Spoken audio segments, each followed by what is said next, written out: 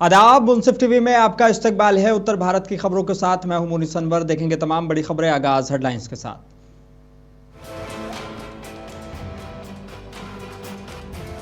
CM Yogi Adityanath ने PWD अफसरों की वित्तीय अधिकार 5 गुना बढ़ाए। कहा इससे फैसले तेज होंगे और प्रोजेक्ट जल्दी पूरे होंगे।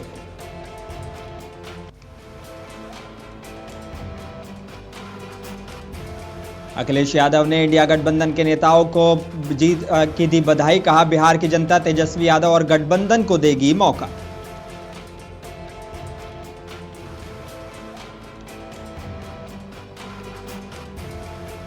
और पुष्कर सिंह धामी ने बनबसा भूमि बंदरगाह का किया निरीक्षण। बताया इससे व्यापार, पर्यटन और रोजगार के नए अवसर होंगे पैदा।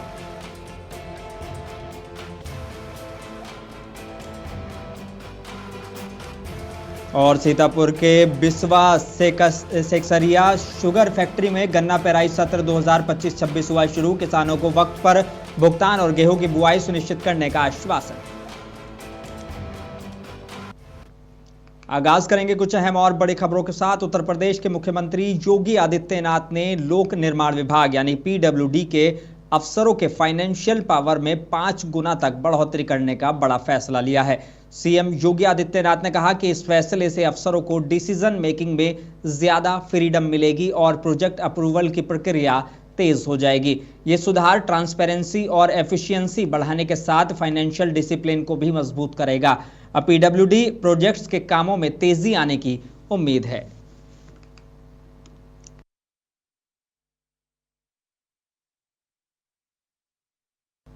और समाजवादी पार्टी के प्रमुख अखिलेश यादव ने कहा है कि मैं इंडिया गठबंधन के सभी नेताओं को मुबारकबाद देना चाहता हूं। मुझे उम्मीद है कि बिहार की जनता तेजस्वी यादव और इंडिया गठबंधन को एक मौका देगी।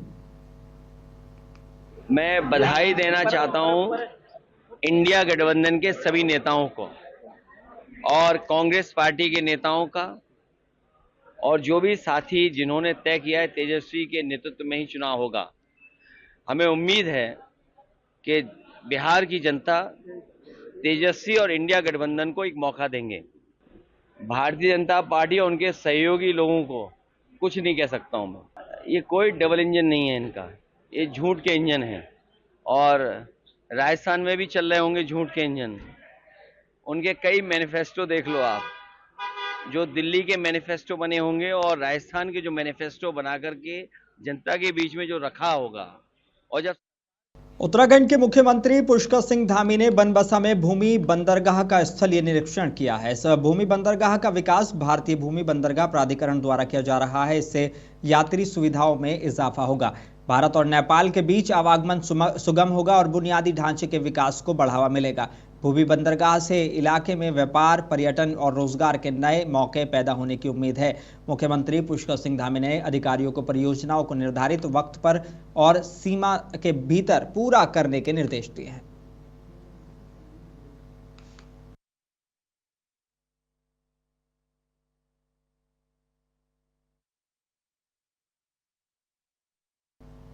उधर उत्तराखंड के मुख्यमंत्री पुष्कर सिंह धामी ने कहा है कि सरदार पटेल की जयंती पर हर साल पूरे देश में रन फॉर यूनिटी का आयोजन किया जाता है। इस साल उनकी 150वीं जयंती के मौके पर इस अभियान को हर गांव और हर घर तक पहुंचाने का अभियान चलाया जाएगा। 31 अक्टूबर से शुरू होने वाले अभियान के दूसरे चरण के लिए देवभूमि उत्तराखंड के सभी जिलों और हमारी सभी अधिकारियों को व्यापक रूप से शामिल कर रहे हैं। खेल विभाग विशेष रूप से नोडल विभाग के रूप में कार्य करेगा। प्रधानमंत्री जी के नेतृत्व में एक भारत श्रेष्ठ भारत की परिकल्पना को लेकर रन फॉर यूनिटी पूरे देश के अंदर ये आयोजन हर वर्ष सरदार पटेल जी की जयंती पर होता है। और इस वर्ष भारत सरकार ने 150वीं जयंती पर विशेष रूप से गांव-गांव, घर-घर ये अभियान चले, जन भागीदारी हो, हर प्रकार के लोग एक जन आंदोलन के रूप में इस अभियान का हिस्सा बने, विशेषकर युवा जुड़े। तो 31 अक्टूबर से दूसरा अभियान, जो दूसरा चरण प्रारंभ हो रहा है, उसके लिए व्यापक रूप से पूरे देवभूमि उत्तराखंड में सभी जनपदों को, सभी हमारे अधिकारियों को, खेल विभाग विशेष रूप से इसमें नोडल विभाग के रूप में काम करेगा। और इस अभियान को हम जन जन का अभियान, घर घर का अभियान बनाएंगे। इसके लिए हम प्रयास कर रहे हैं, क्योंकि सरदार पटेल उनका देश की एकता अखंडता और देश को एक सूत्र में पिरोने का उन्होंने बहुत बड़ी महत्वपूर्ण भूमिका निभाई थी। वो हमारे आने वाले समय के कर्णधार, हमारे बच्चे, हमारी नई पीढ़ी, युवा पीढ़ी इसको आत्मसात करे, अपने स्मरण में रखे। और वाराणसी की अदालत ने आज ज्ञानवापी मस्जिद पर विवादित स्थल को ढकने वाले खराब हो चुके सीलिंग कपड़े को बदलने की इजाजत दे दी है। हिंदू पक्ष के वकील शुभांश नंदन चतुर्वेदी ने कहा कि 29 अक्टूबर को एक और सुनवाई होगी जिसमें सीलिंग कपड़े को बदलने की तारीख तय की जाएगी। सील्ड एरिया था जिसमें कपड़े फट गए थे सील्ड में, और उसमें जो है माननीय जिला कोर्ट में जिला प्रशासन की तरफ से ये एप्लीकेशन दिया गया था कि ताला बंद है, सील जो हुआ है, कपड़ा फट गया है, उस कपड़े को बदला जाए। इस पे सुनवाई हो रही थी। अंजुमन ने जो आपत्ति लगाया, क्योंकि मामला सुप्रीम कोर्ट द्वारा माननीय जिला कोर्ट का कहना है कि ये ऑलरेडी जो प्रोटेक्टेड एरिया है वो ऑलरेडी सुप्रीम कोर्ट के आदेश से प्रोटेक्शन के लिए आदेशित है। पूरी सुरक्षा जो है जिला प्रशासन को ऑलरेडी पहले से ही ऑर्डर सुप्रीम कोर्ट ने कर दिया है, इसलिए नए किसी आदेश की इसमें आवश्यकता नहीं है, कोई नए आदेश की इसमें जरूरत नहीं है। जब ऑलरेडी सुप्रीम कोर्ट का आदेश है तो जिला कोर्ट इसमें नया क्या आदेश करेगा। इसलिए दोनों पक्ष सहमति से आप इसको जो कपड़ा बदल लीजिए, मौखिक रूप से दोनों पक्षों की इसमें सहमति बनी है और 29 तारीख को पुनः एक बार डेट पड़ा है। और उत्तर प्रदेश के सीतापुर जिले के बिस्वा में शुगर फैक्ट्री में गन्ना पेराई सत्र 2025-26 का शुभारंभ हो गया है। मुख्य अधिशासी रमेश चंद्र सिंगल, गन्ना जीएम डॉक्टर अनूप कुमार और विधायक निर्मल वर्मा ने पूजा अर्चना के बाद पेराई शुरू की है। रमेश चंद्र सिंगल ने किसानों को स्वागत करते हुए कहा कि गन्ना समय पर लिया जाएगा और भुगतान भी समय पर ही होगा। जीएम और विधायक ने किसानों को लाभ और गेहूं की समय पर बुआई की बात कही है। मौके पर फैक्ट्री स्टाफ और बड़ी संख्या में किसान मौजूद थे।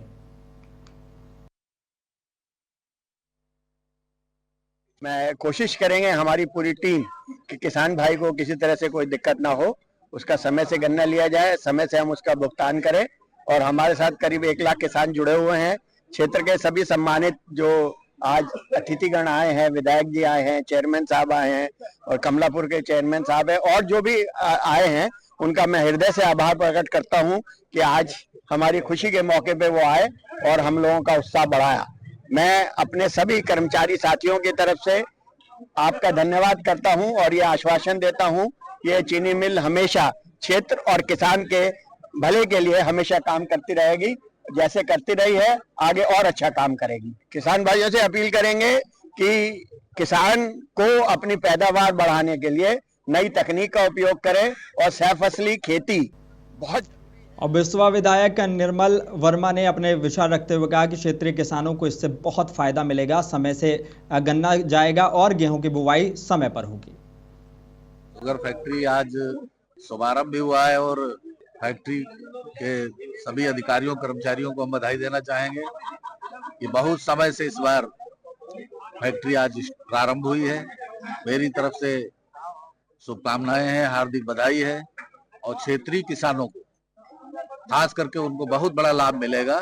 तो समय से गन्ना इधर जाएगा और गेहूं की बुआई में पिछले सालों में लोगों को दिक्कत आई थी, उसका सामना इस बार नहीं करना पड़ेगा। लगभग 1 और बिजनौर से बड़ी खबर है। ग्राम ननहेड़ा में 18 साल की लड़की के माता पिता ने मुआवजा पाने के लिए चौंकाने वाली साजिश रच डाली। उन्होंने दावा किया कि लड़की को गुलदार उठा ले गया है, जिससे वन विभाग और पुलिस पूरे दिन जंगल में तलाश करती रही। शाम तक पता चला कि लड़की देहरादून में थी। पुलिस ने लड़की को सुरक्षित बिजनौर लाया और साजिश का पर्दाफाश किया है। डीएफओ जय सिंह ने कहा कि माता पिता के खिलाफ कड़ी वैधानिक कार्रवाई की जाएगी।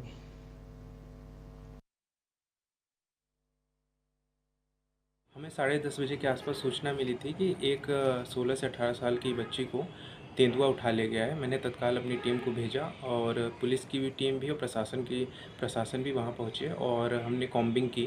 हमने लगभग शाम 6 बजे तक कॉम्बिंग की और हमें कोई भी कहीं सुराग नहीं मिला था। ना तो तेंदुए के पग चिन्ह मिले थे घटनास्थल पे, ना जैसे कोई तेंदुआ घसीटता है किसी भी आदमी को, ऐसा कोई निशान नहीं मिला था। कुछ ब्लड के स्टेन कुछ नहीं मिले थे। तो हमने अपना सर्च जारी रखा था। लेकिन शाम को 6 साढ़े 6 के आसपास हमें सूचना मिलती है कि जो युवती है वो देहरादून में है। तो और उसकी पुष्टि भी हुई वीडियो कॉल पे देहरादून।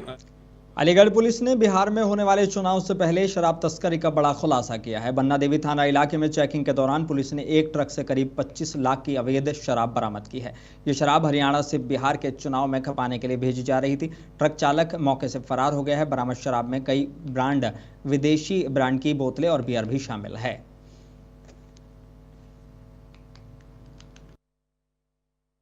जब चेकिंग करवाई जा रही थी तो ये ट्रक जो झज्जर हरियाणा से चल रहा था वो यहाँ पर रोका गया, और जैसे ही वहां पे उसको रोका गया तो पुलिस को देखकर जो ड्राइवर था वो फरार हो गया था।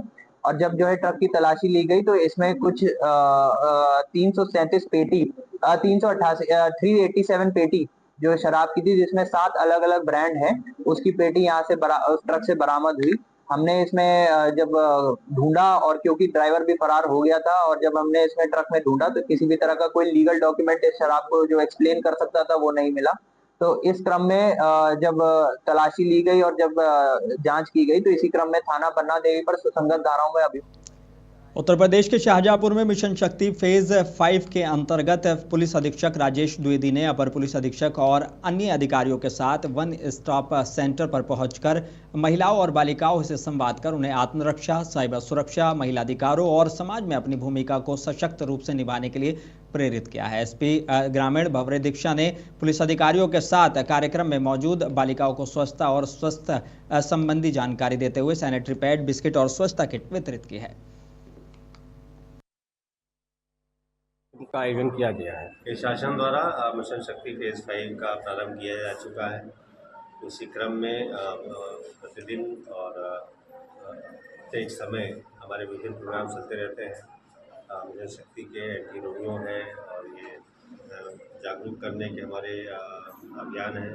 हमारी टीम सतत कॉलेज में, स्कूल्स में और अन्य संस्थानों में जाती रहती है। उसी क्रम में हमारे अधिकारी आज ये वन स्टॉप सेंटर आए हुए हैं, जहाँ इस समय जो आवासित लड़कियाँ उनको जागरूक किया गया है। उन्हें जो भी शासन की स्कीम्स है। और उत्तर प्रदेश के कासगंज में मामूली विवाद ने हिंसक रूप ले लिया। दो समुदाय आमने सामने आ गए और बीच बाजार में जमकर फायरिंग और पथराव हुआ। एक पक्ष ने राइफल से ताबड़तोड़ गोलियां चलाईं, जिससे इलाके में दहशत फैल गई। पथराव में कई लोग घायल बताए जा रहे हैं। सूचना पर पहुंचे पुलिस अधिकारी हालात संभालने में जुटे थे। राइफल से फायरिंग का वीडियो सोशल मीडिया पर वायरल हो रहा है और पुलिस आरोपियों की तलाश में जुटी हुई है।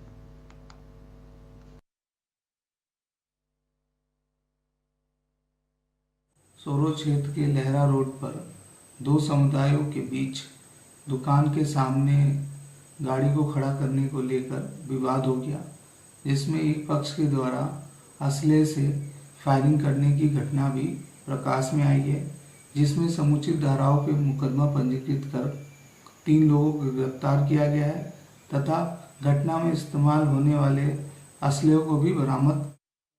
और कासगंज के लहरा रोड पर कार पार्किंग को लेकर दो समुदाय में खूनी संघर्ष की खबर के बाद पुलिस ने दोनों पक्षों के खिलाफ मुकदमा दर्ज कर 11 लोगों को हिरासत में लिया है। अब तक तनाव को देखते हुए भारी पुलिस बल तैनात किया गया है और डीएम और एसपी ने फ्लैग मार्च कर शांति बनाए रखने की अपील की है। पुलिस ड्रोन कैमरे से पूरे इलाके की निगरानी कर रही है। मामला अभी भी पूरी तरह से नियंत्रण में रखा गया है।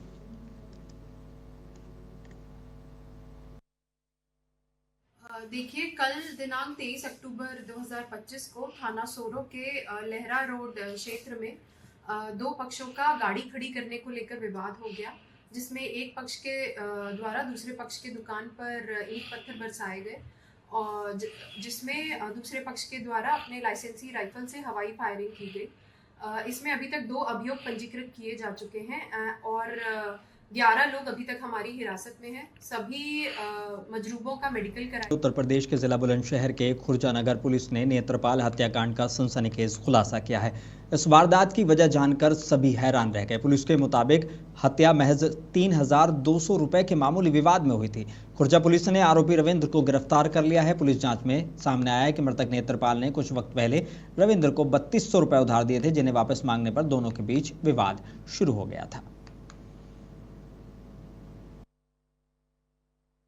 दिनांक 19 अक्टूबर को थाना क्षेत्र खुर्जा में थाने पर एक सूचना प्राप्त हुई थी कि शमशान घाट में एक अज्ञात व्यक्ति का शव पड़ा हुआ है। सूचना पर तत्काल थाना खुर्जा नगर पुलिस के द्वारा शव की शिनाख्त का प्रयास शुरू किया और इसकी पहचान नेत्रपाल उर्फ पाली पुत्र हुकुम सिंह निवासी ग्राम देवरार थाना जेवर जनपद गौतम बुद्ध नगर के रूप में। झांसी के चिरगांव थाना इलाके में जबरदस्त सड़क हादसा पेश आया है। बता दें कि स्कूटी पर सवार दादी कमला देवी और नातिन दुर्गेश की मौके पर ही मौत हो गई। हादसे में स्कूली वैन चालक और एक बच्चा गंभीर रूप से घायल हो गए हैं।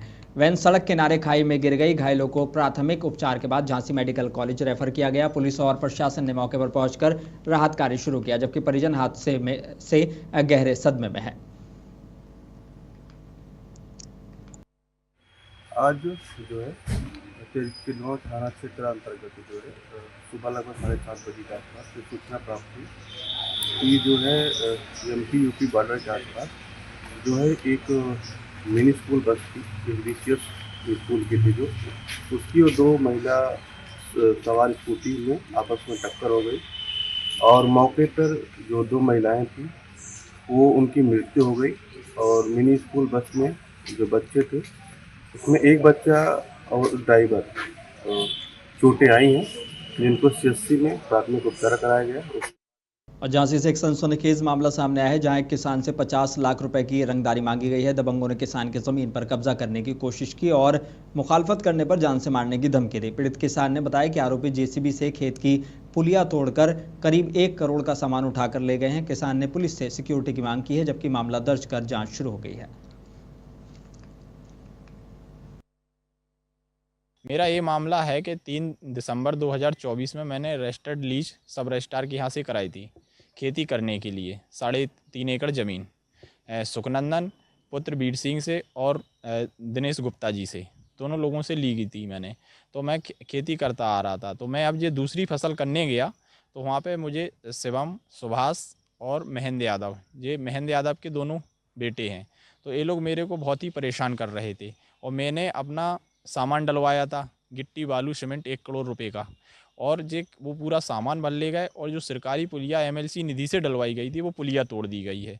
और जे मेरे से कहने लगे मेरे को 50 लाख रुपए दो, नहीं तो हम आपको खेती नहीं करने देंगे या तुम्हारा अपहरण करा लेंगे या आपको जान से मार देंगे। इनके बलरामपुर के टड़की गांव की हालत देखकर लगता है कि जैसे विकास यहां तक पहुंच ही नहीं पाया है। टूटी सड़कें, गहरे गड्ढे और बरसात में कीचड़ से लोग परेशान हैं। ग्रामीणों का कहना है कि इमरजेंसी में मरीज को अस्पताल तक ले जाना मुश्किल हो जाता है, क्योंकि एम्बुलेंस भी नहीं पहुंच पाती। शिकायतों के बावजूद अधिकारी चुप हैं।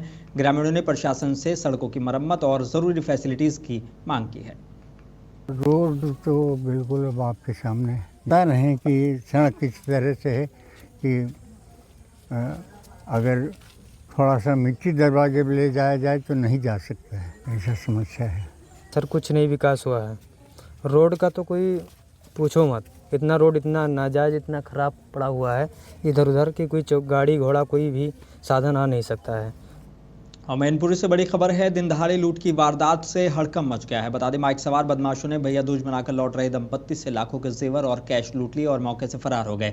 सूचना मिलते ही थाना प्रभारी पुलिस फोर्स के साथ मौके पर पहुंचे और पूरे इलाके में नाकाबंदी कर इंटेंसिव चेकिंग शुरू कर दी है। पीड़ित दंपत्ति ने थाने में तहरीर दी है। फिलहाल पुलिस मामले की जाँच में जुटी हुई है।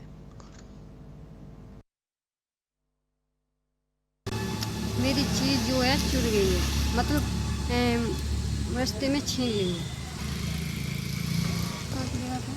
पूरा बता रहे के पास में बीच में उन्होंने जो पीछे वाला था चल पे, उन्होंने जो बीच वाले ने था उसने गाड़ी में लात मारी, जो गाड़ी बगूरा में घुस गई और पीछे वाले ने सीधे मेरे कंधे पे हाथ पकड़ के सीधा वो में जो खाई थी गड्ढा था उसमें डाल दिया। उसके बाद उसने ये वाला ऐसा पहने कान का, इसके बाद मैंने ये डर के मान निकाल के दे दिया।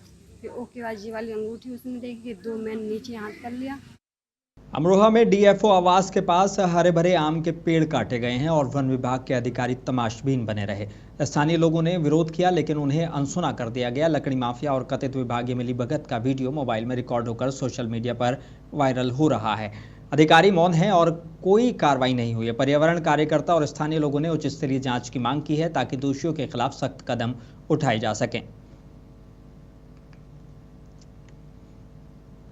उत्तर प्रदेश के बांदा के बिसंडा में टायर व्यापारी के घर में आग लगने से उनकी पत्नी और बेटी की दर्दनाक मौत हो गई। आग के कारण अभी अज्ञात हैं। स्थानीय लोगों और पुलिस ने दीवार तोड़कर घर में फंसे लोगों को बाहर निकालने की कोशिश की। एक सिपाही ने साहस दिखाते हुए महिला और बच्ची को बाहर निकाला, लेकिन मेडिकल उपचार के दौरान दोनों की मौत हो गई।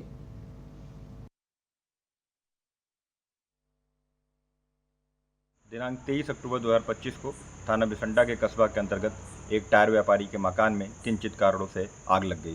सूचना मिलते ही त्वरित रूप से कार्रवाई करते हुए थाना पुलिस ने अग्निशमन दल को बुला लिया और ग्रामीणों के सहयोग से व्यवसायी के मकान की दीवार को तोड़ा गया। वहां ऑन ड्यूटी मौजूद कांस्टेबल शिवजीत सिंह ने अदम्य साहस का परिचय। और कासगंज पुलिस को बड़ी सफलता मिली है। 2 दिन पहले गंजुंडवारा कोतवाली इलाके के इंडियन ऑयल पेट्रोल पंप पर सेल्समैन से पेट्रोल डलवाने के बहाने 50 रुपए मांगकर आरोपी ने 11,427 रुपए लूट लिए थे। पुलिस ने 2 आरोपियों को अलेहपुर पुलिया के पास से गिरफ्तार किया। उनके कब्जे से एक तमंचा, 2 जिंदा कारतूस, 2500 रुपए और एक बाइक बरामद हुई है। मामले की पुष्टि एएसपी सुशील कुमार ने की है।